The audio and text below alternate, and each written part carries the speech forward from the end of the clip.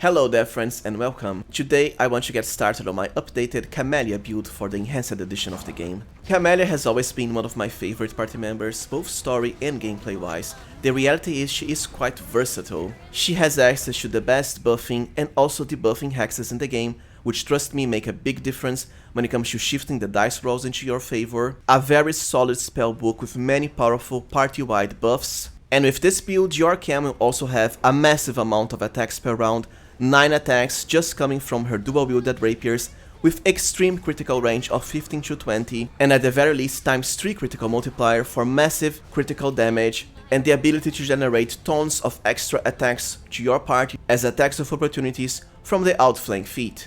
Her damage will also be pretty powerful as well, including her elemental enchantments damage, even post the elemental barrage nerf, as I will show you a pretty nice combo to make all of her damage irresistible. Lastly, this build will also get a very powerful pet for Cam, although it comes somewhat late game. So overall, it's kind of a glass cannon build. I mean, we don't have awful armor class because of Cam's high dexterity, but it's also not going to be absolutely amazing armor class. So what I want to do now is, before getting into the build, show you how to properly play with this Camellia for a smooth gameplay experience.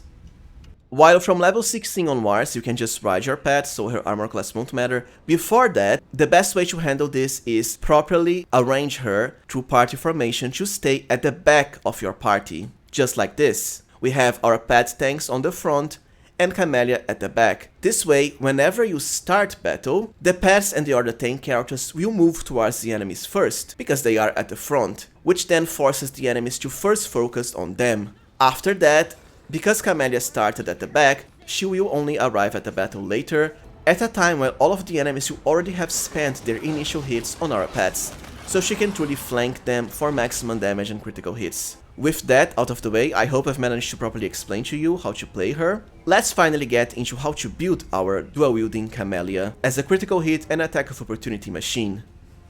Cam comes just at level 2 and is a Spirit Hunter Shaman. It is in your best interest to keep her mostly as a Shaman because of all of the useful abilities and also spells you gain. But towards the end, I'll give you some multi-classing options. As far as Cam's skill points, she already comes with very high trickery and even skill focus as well.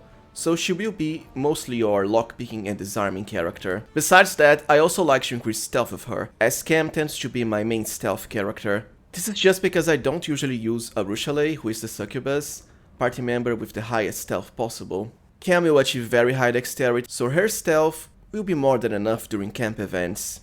As a Spirit Hunter, Camellia will get a lot of hexes just like a witch. She can eventually acquire even stronger hexes for debuffing purposes than Ember, such as Metal Curse, and also Hampering Hex, although I find them a bit overkill.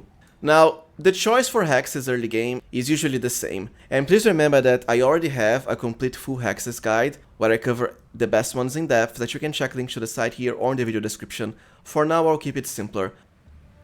As usual, if you are on Unfair, then you absolutely want Protective Luck as early as possible, then the Chant Hex at level 4 to keep extending it. The reason is simple: on Unfair you take double damage, and no matter how high your armor class, you are still getting hit whenever the enemies roll a 20. To avoid that, Protective Luck, which makes the enemy roll twice and pick the worst result, no matter how many attacks they have, so long as this is under duration, and there isn't really a limit to how many times you can cast this. For Hardened Core, however, I'd much rather go with Evil Eye, as even if the enemy saves against this effect, they'll still get hit by it for 1 round, which is more than enough. Evil Eye of course reduces the enemy's saves, attack rolls, or armor class. Usually you want either armor class for melee focused parties, or saving throws if you have crowd control based characters, by a -2 at the early levels, becoming -4 at level 8, which is quite crippling. And you can actually stack this together with Ember if you also have her on the same party for a -8, which is just a death sentence to any enemy. Anyways, my preferred choice for Hardened Core, normal and below 2, is Evil Eye.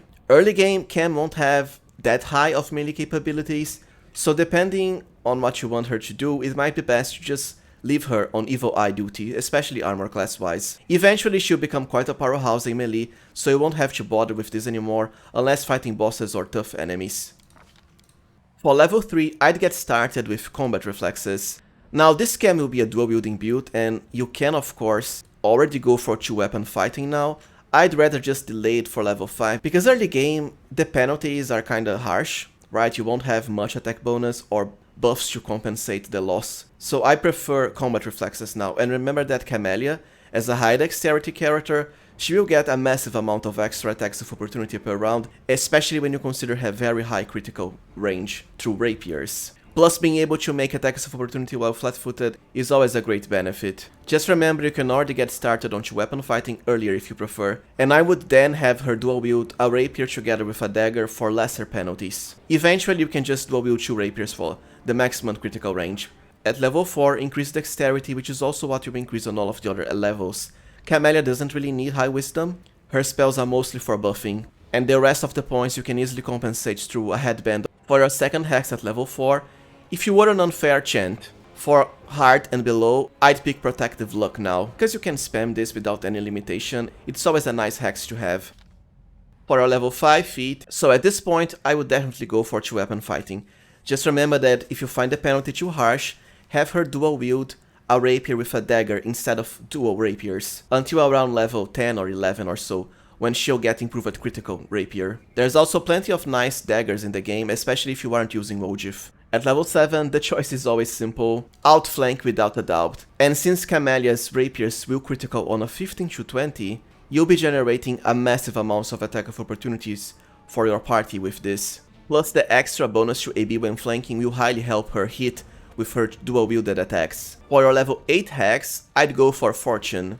At this point, both your Protective Luck and Fortune will already last 2 rounds, which is honestly enough for boss battles and other tough encounters, but we are soon getting chance to extend them if you want. Fortune lets you pretty much reroll almost any roll in the game and then pick the best result without any limitation. The only downside is that unlike Protective Luck, which can always be cast at any character besides herself with no limitation, Fortune Hex is only once per character per day. So in this case you really have to save it for bosses or tough battles. Unless of course you are cheesily extending it to Chant. Whenever you use Chant you extend Fortune Hex by 1 round and you can just keep spamming it forever, although you'll need the patience of a saint for that. At level 8 Cam also gets Enemy's Bane, another very powerful weapon enhancement, because it even stacks with any Bane you can already add to your weapon, such as Crusader's Edge for Evil Outsider Bane. For our level 9 feat, improved weapon fighting for that second offhand attack. Now you could theoretically get into Lore Master at like level 11, I just prefer to leave it for later, in which case you would actually pick Skill Focus, Knowledge World, and then as your next hex at level 10, Secret and Extend Spell. I just prefer to leave Lore Master for later because if you pick it now, it will mess up Cam's hex progression, including some abilities like the Spirit Shaman pet that you'll get later on. For now, improved weapon fighting. At level 10, go for the Chant hack. For level 11, as usual, and especially for Camellia, improved critical and rapier. So now your dual wielded rapiers have 15 to 20 critical range, and considering all of the attacks you have from dual wielding, well, you'll be drowning the enemies into attacks of opportunity, especially because every critical you get also generates attacks of opportunities from your allies through outflank. For your level 12 hex, I would go with Battle Master by now. This will give you free weapon specialization into rapiers, which you know is not that much of a damage increase, but it helps and also opens up Mythic weapon specialization. You don't need greater weapon specialization for Mythic. An extra attack of opportunity too, which is just in time since we already got improved critical, and later on at 16 you'll get greater weapon focus. For our level 13 feat, weapon focus and rapier, which will help with our attack bonus. Plus, since Cam also gets greater weapon focus for free, you can then go for Mythic weapon focus for an extra +2 to AB, besides the +2 from normal and greater focus, for a total of +4. At level 15, since we are soon to enter the Lore Master Prestige class to get some powerful feats, I would skip Greater Weapon Fighting. It's nice, but at this point we already have enough attacks.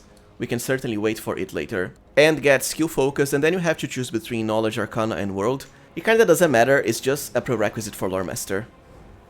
At level 16 we'll get our last hex. The other hexes from now on aren't really that important, so to actually enter Lore Master at the next level, Secret and then Extend Spell. Extend also helps Camellia a lot because unfortunately the level 8 Shaman spells are very bad overall. It's the only level where the spells are pretty much garbage. With Extend, you can instead get more slots of the very useful level 7 spells, such as Legendary Proportions and the ultimate summon in the game, Creeping Doom, by slotting them as level 8 spells instead. Now we also get our Greater Weapon of Focus, which goes into Rapier of course. Now level 17 is when you finally enter into Lore Master. Like I said before, you could enter into this earlier, but a lot of Shaman synergy requires you to be level 16, including getting the Shaman pet, which you'll be able to do through Mythic Progression later on. And for Cam's pet, be sure to pick either the dog or the wolf, they are overall still the best. Now for your first level 17 feat, I'd go for Greater 2-Weapon Fighting. You can already pick Boon Companion by now because you already have the pet. The thing is, you can kinda wait until level 19 because at this point your pet is already level 16. When you add all of the absurd buffs you have, it's more than enough, at least until level 19. Then for your first Lore Master secret, Combat Feat and Shatter Defenses of course. This way you bypass the need to have Dazzling Display, which is rather useless. The only downside is that, well, since we only enter Lore Master at level 17, you kinda get it later than the other party members, at least for my builds, which get it as early as level 15. But well, you can't always have everything. Now keep increasing Lore Master until level 3. At level 19, be sure to pick Boon Companion to truly make Cam's pet scale fully to her levels. The only reason I can't pick it now is because we only get the pets through Mythic Progression and I haven't entered into that yet. Then for your last Lore Master secret, Rogue Secret and Opportunist. This way Camellia will have 4 attacks with her main hand, which means the maximum that even a fighter would be able to get, right? Now as for your true last level, you can continue Spirit Shaman, but it's kinda not going to give you anything. I think I would rather go with the usual Alchemist and Vivisectionist dip. I mean, Camellia is probably the party member that fits Vivisection the best. The Vivi dip, of course, gives you 1 dice of sneak attack, which helps, but it's not that much. Most importantly, the mutagen for a stacking plus 4 to dexterity. Now, it will only last 10 minutes, unfortunately, as Enduring Spells was nerfed not to work with abilities. But you know, 10 minutes is more than enough, definitely for any boss or tough battle, and even a lot of dungeons and map areas too. The reason I don't pick the Vivisectionist dip earlier is because I personally despise delaying my spellcasting progression, and at this point Camellia will already have level 9 spells. So while the Shaman level 8 spells are kinda disappointing, level 9 spells are pretty good, especially Foresight and Mass Heal. As for Alchemist spells, they kinda don't matter that much, but Shield and True Strike. Alright, now let's cover Mythic Progression for our Camellia. Now this is a personal preference, but when it comes to Camellia, because of how useful her spell buffs are, especially level 3, 4, 5 and 6 spells, I really like to have her as my Enduring and Greater Enduring spellcaster. This way I can achieve 24 hours for Resist and Protection from Energy Communal, Animal Growth, all of the mass, animal buffs, and also Stone Skin and True Seeing Communal. Do you need this? Not really, but trust me when I say Enduring and Greater Enduring spells are a very big quality of life increase, unless you want to keep on resting forever and forever whenever your buffs end. If you want to skip the Enduring spells line, then I would go for Abundant Casting instead, because like I said, her spellbook has many useful spells. Now, if you are on Unfair, you might also consider picking Last Stand as early as Mythic 1, because it can really make a difference on Unfair. Camellia, like I said at the beginning of the video, is more of a glass cannon type of character, so this can help her. I just don't think it's that necessary, because like I said before, you can just send her after your other party members, so the enemy is focused on the tanks instead. So for me, Enduring spells. For Mythic level 2, I would go with Mythic Weapon Finesse. This way Cam can add her very high dexterity bonus to all of her attacks, including the wielding ones. Honestly, it's not that necessary of a feat. I mean, it can add like plus 10 to plus 11 damage to all your hits, which is nice, but it's not the end of the world to miss out on this. Because the thing is, Camellia, because of her high number of attacks and very high critical range, is more about generating a massive amount of attacks of opportunity for your party, so she can actually survive just fine, even without Mythic Weapon Finesse. The other attacks she'll generate from the other party members, they're the ones that will seal the enemy's fate, not necessarily her own attacks. If you don't care for Mythic Weapon Finesse, then go for Greater Enduring spells already here, or if you went with Abundant spells, improved Abundant Casting. Because I like a mix of spells and melee empowering abilities for Camellia, I'll go with Mythic Weapon Finesse. Plus I already have other spellcasters like Social and Darren who can handle buffing just fine too. For Mythic level 3, Greater Enduring spells is my preferred choice. Otherwise, Ever Ready. So to me, greater enduring spells, and just in time because at this point she already has level 5 spells, and in just a single level she'll get level 6 spells for mass versions of the animal buffs, Stone Skin and True Sin Communal, all which will last 24 hours for your whole party. For Mythic rank 4, this is always a must regardless of what build path you're taking, Mythic Improved Critical and Rapier. Like I said, she has very high critical range, so it is in your best interest to get more critical damage multiplier for your Rapier. This way, even if she doesn't have high base damage, she'll still get some nice damage going on with critical hits. For Mythic level 5, to me, ever ready.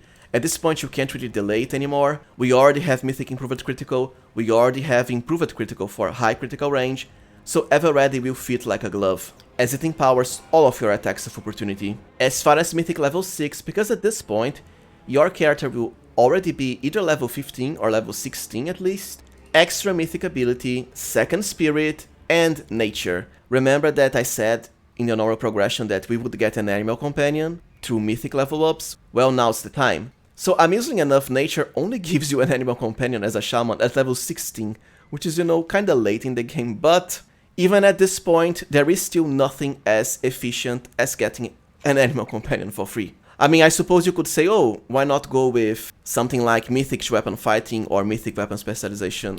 Well, because a +2 to your attack rolls or +5 eventually to damage absolutely pales in comparison to getting an extra party member slot, which is the animal companion. I'm sorry, it's just the way it is. Plus, we can still get these other mythic feats later on. Like I said in the normal progression, choose the dog or the wolf. I think the wolf fits Camellia's personality better. Now, starting from mythic level 7 into mythic level 9 and 10 even, you have a bit more freedom. You already have the best of the mythic abilities. If you didn't get started into abundant casting before, you can certainly get into them now, for more spell slots of all levels. The thing is, with greater enduring, you kinda don't need as many spell slots. To me, I would pick Mythical Beast, as we just got our animal companion, and at this rank, it's a pretty big boost to his physical scores. As for Mythic rank 8, I don't bother with Improved Initiative and Mythic Initiative for Camellia because she already has high dexterity. I would personally go with Mythic to weapon fighting. A +2 to all of her attack rolls to reduce the dual wielding penalty is pretty good. As for Mythic level 9, you can pick anything you want here. As usual, I would just go with Last Stand, just in case, because at this point, you are fighting the Demon Lords, you are close to entering the Inevitable Access DLC, if you have it,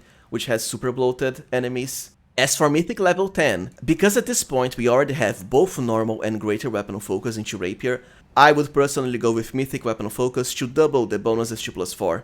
Like I said, you can go with Mythic weapon specialization, but a +5 to damage, I would much rather have the attack bonus. You can never have enough attack bonus boosts, especially on the higher difficulties like Unfair. I might as well cover the best spells to prepare for your Camellia with this build.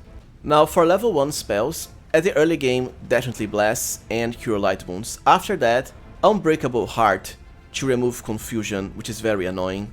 As a spirit magic slot, Enlarged Person can help a lot early on too. For level 2, 1 casting of False Life, and of course Bark Skin. For level 3, I like to have Camellia as my Resist Energy communal character, so that's why they're here. For level 4, the same but with protection from Energy Communal, and also greater False Life. Divine Power can also help if you have more slots to Abundant Casting. For level 5, definitely Animal Growth. She can also use Breath of Life, which is amazing support, to avoid having to spend money with Resurrection and Raise Dead scrolls, if you're quick enough. Aspect of the Wolf is also a super powerful self buff to use Trip as a swift action, so basically for free, but you only get this once you pick the Nature Mystery. And of course there is always the ever so cheesy Cave Fangs, which when combined with Enduring spells, which this cam gets, and Silas or a Paladin's Mark of Justice, just destroys everything, as you can check in my Playful Darkness video. For level 6, a lot of our main buffs are here, basically all of the mass animal buffs, which Camellia cannot get, then Stone Skin and True Sin Communal, 2 very important buffs too, all 24 hours duration. For level 7, Legendary Proportions is an amazing buff, for basically every melee character, even Cam herself, because this does not have a dexterity penalty and will give her reach. Ice Body is also a must, for the critical, sneak attack and also ability damage immunity. Level 8 shaman spells are kinda garbage overall, besides Sea Mantle from Nature Mystery, so I would just extend level 7 spells. Most importantly, Legendary Proportions and Creeping Doom, the ultimate summon in the game. Just like Cave Fangs, this has amazing synergy with Paladin's Mark of Justice. As for level 9, Foresight and Mass Heals, but you can also leave Mass Heals to Scrolls. For the Spirit slot, you truly only have Shape Change, which you know, it's not gonna make much of a difference, but you can turn Camellia into the strongest dragon if you want. She's just a lot better off with her rapiers. For the alchemy spells, mostly only the shield buff, although it's going to last for a single minute, which is kinda low. Besides that, True Strike. Alright, now let's cover gear for our dual-wielding Camellia, the Queen of Attacks of Opportunities. For the amulet slot, for most of the game she'll be stuck with her unique amulet. After it is finally removed at chapter 5, I really like going with Voracious Spirit, which by the way, you get right at her last quest, so. For armor, there are a few different choices, but here's the thing. Because Camellia has such high dexterity, armor will actually limit her armor class. However, like I said before, you don't really need high armor class on her if you know to properly send her towards the enemies after they have engaged your tanks. And there are some pretty nice armor with passive effects such as Snakeskin. Notice how it tanked Camellia's armor class by like 9 points. But at the same time it added +4 profane to her dexterity, which means a +2 increase to attack rolls and also to damage because of Mythic Weapon Finesse.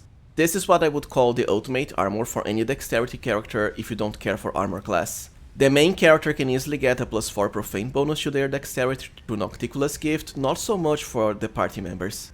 Besides that, you also have the Web Strider padded armor, which can be acquired way earlier than Snakeskin, and gives the character a +2 morale bonus to dexterity, so 2 less than the Snakeskin. The Mantle of Night can help a lot when it comes to avoiding random map encounters because of the massive +10 competence boost to stealth. Besides that, the Chainmail of Camaraderie as usual, for the extra damage when flanking the enemy, especially since Camellia has so many attacks per round. For the robe slot you have a few choices as well. Overall, the Wandering Conman can be quite powerful because of the +10 competence boost to trickery, and also a very rare and stacking +2 bonus to attacks of opportunity when it comes to attack rolls, and like I said before, Cam will be getting a lot of them. Besides that, I also like the Hex Demise for the rare +4 Insight bonus to saving throws against Necromancy and even Hexes, so it is quite fitting for Camellia as a shaman. The thing is, she won't have high fortitude, this year is boosted, but usually her fortitude will cap out at like 30 or so. And against a certain Demon Lord, Nocticula, who likes spamming Wave of the Banshee, well, it is in your best interest to increase Camellia's saving throws against Necromancy, unless you want to get one shot by Nocticula on Unfair, but that's kind of a niche use. When it comes to belts, early on, definitely belts that increase her dexterity, as it is her main stat. After that, dexterity and constitution. And you can of course use belts of all stats. For the glove slot, Fencer's Gift will actually add you 3 damage with your offhand attacks. There is also the Gloves of Death Dealer for when Cam gets sneak attack, but you know it's kinda late in the game. But most importantly, the Gloves of Phlebotomy from the latest DLC, the Treasure of the Midnight Isles. I think this is the best choice for Camellia actually. So whenever she confirms a critical hit, she can make the enemy bleed on a fortitude save, and it even stacks. The DC won't be that high though, it's 10 plus your level plus your wisdom modifier. However, Camellia will have a decent wisdom score, so why not leave this for her? After all, she does have very high critical range. When it comes to boots, honestly there aren't that many good boots in the game. What you can do is, since Camellia is a dexterity character, give her Ronak Sacrifice for the ultimate boost to dexterity, which is +8. Higher than what you can get from belts, as she truly cap out her dex. The thing is, you might also consider using this on the main character or another dexterity character like a Bruchalet, Wenduag or Lan. In which case you should go with Spirit Trackers, pretty much the only gear in the game that actually enhances a Spirit Shaman ability I think. It lets you use your Spirit Weapon enchantments an extra 4 times per day. So quite nice, especially since by the time we get these boots, we'll already have a means of turning all of the elemental damage into irresistible force damage. For helmets, always had Bands of Wisdom, since we aren't increasing it through level up. For the glasses, I really like the Rascal's Goggles, for the +10 competence bonus to trickery. For the cloak slot, you can use Perilous Shade for the +10 competence to stealth. And of course, there's always the Cloaks of Resistance with the highest modifier possible, which is +6. But my preferred choice is the Wrath of the Undead Cloak. This is actually much better if your main character is a Lich, but even without the bonus to undead allies, which is huge on its own, it's still a Cloak of Resistance +5 with a pretty nice Fear Aura debuff. The aura is actually massive at 60 feet, so it's always going to hit the entire enemies, They have to pass a will saving throw of DC 33, which is not that bad, or become frightened for 1 minute, which means they run away from you. And I know some players don't really like when the enemies run away, but it can actually generate more attacks of opportunity. Plus, even if they succeed on the save, they'll still be shaken for 5 rounds, which means -2 to their attack rolls and saving throws. And of course, procs shatter defenses without having to rely on the Frightful Aspect spell. For the ring slot, Rings of Evasion can always help, as Cam will have massive reflex thanks to her high dexterity. And for the second ring, now this is the fun combo I was waiting to tell you about, the Bane of Spirit ring. This is actually the strongest ring in the game, I'm not exaggerating. The effect it gives you is that strong, I'm actually surprised Alcat hasn't nerfed it yet. Anyways, the first effect, you know it's nice, it's a +4 bonus to saving throws against mind affecting, death as well, which is great, with a -2 penalty to saves against poison and movement impairing effects, which you know is nothing since you can easily block these through either freedom of movement or delay poison communal. But anyways, here is the fun part, as a free action. And remember, free actions are not just instantly activated, but also unlimited per round.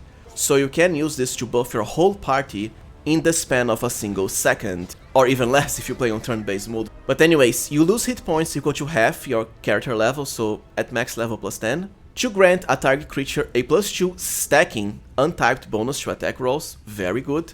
And here's the amazing part, transform their damage type, all of the damage they inflict, by the way, into force for 1 whole round. Force damage is irresistible. It just is, it always hits whatever enemy you're fighting, no matter if it's a Demon Lord or a super overpowered cheesy enemy on unfair, for full damage. This is the main reason this ring is so OP. Like I said, because it is a free action, you can buff your whole party with it even during battle. You don't actually have to pre-buff with it, despite the low 1 round duration, and when it ends, you can just do it again because there is no penalty or cooldown. It's instantly activated, just go go go, it's like that. Like I said, Camellia has many elemental enchantments, right? So I have 4 1d6 from all of the elements we have in the game, well besides acid. All of these will become force damage through the Bane of Spirit ring. Not to mention of course converting all her physical damage into force as well, which helps bypass certain immunities and resistances. Now you don't necessarily have to have this equipped on Camellia, you can simply have it on another party member as well, because like I said, you can buff your whole party with this at basically no cost. The loss to hit points, you know, in the grand scheme is nothing, you can easily recover the damage instead for all this gives you. Also, amusingly enough, if you have an Angel main character, the Solar Winds Halo ability will actually add force resistance to your whole party, so you only spend a single point of hit points whenever using this. What can I say? As always, Angels are OP. But anyways, be sure to pick this ring as soon as possible. It comes from a Crusade relic at chapter 3, and I already have a guide for the best Crusade relics you can check to the site here or in the video description. Now, for the braces slot, well, if you don't go with armor, then braces of armor with the highest modifier, of course, to increase your armor class to the max. Otherwise, the braces of heavy hand can increase your offhand attacks damage by another 3 points, stacking with the Fencer's Gift gloves. The braces of breaching also let you make the enemy vulnerable to piercing damage, which means a lot more damage for Camellia, as all of her rapier attacks are piercing whenever you get a critical hit, which is very often. The problem is the DC is kinda low at 23 only, it's not gonna cut it for chapter 4 onwards.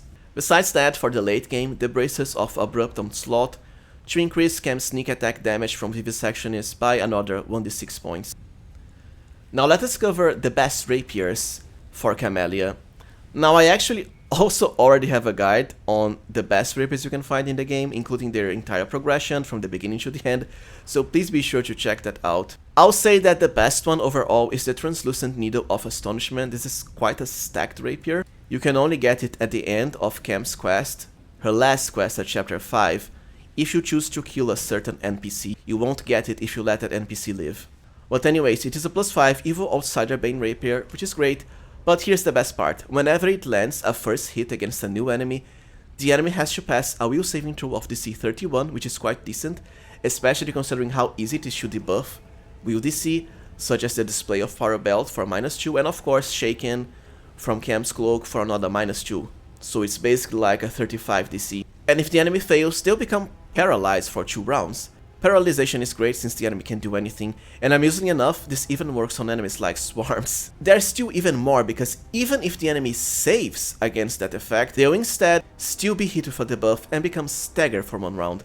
Staggered is also an amazing debuff because it locks the enemies to just a single standard action, which means let's say they had 10 attacks per round, they'll only be able to attack once, or if they were a Mythic Demon spellcaster who could cast multiple spells per round, they would only be able to cast a single spell. Overall, like I said, this rapier really is the best in the game. Now, as far as Quickslots for Cam, there aren't that many really. I mean, a Greater Quick and Meta Magic Rod can always help if you want her to cast Mass Heal. Besides that, the Imp pet for the very nice +2 Profane bonus to both Trickery and Stealth checks, which are Cam's main skills. You can also use Jarsegax, a Dragon Familiar, to add more elemental damage on hit, especially since you know we are just turning it all into irresistible force damage through the Bane of Spirit Ring. Well, alright friends, so this was it for my updated Camellia build for the Enhanced Edition of Wrath of the Righteous. As I said before, it is still a very efficient, very powerful build, even post the Elemental Barrage nerf. If you found this guide useful, please remember to like, subscribe, and even consider becoming a channel member. Thank you for watching and see you next time friends, most likely with either my updated Darren or Ember builds.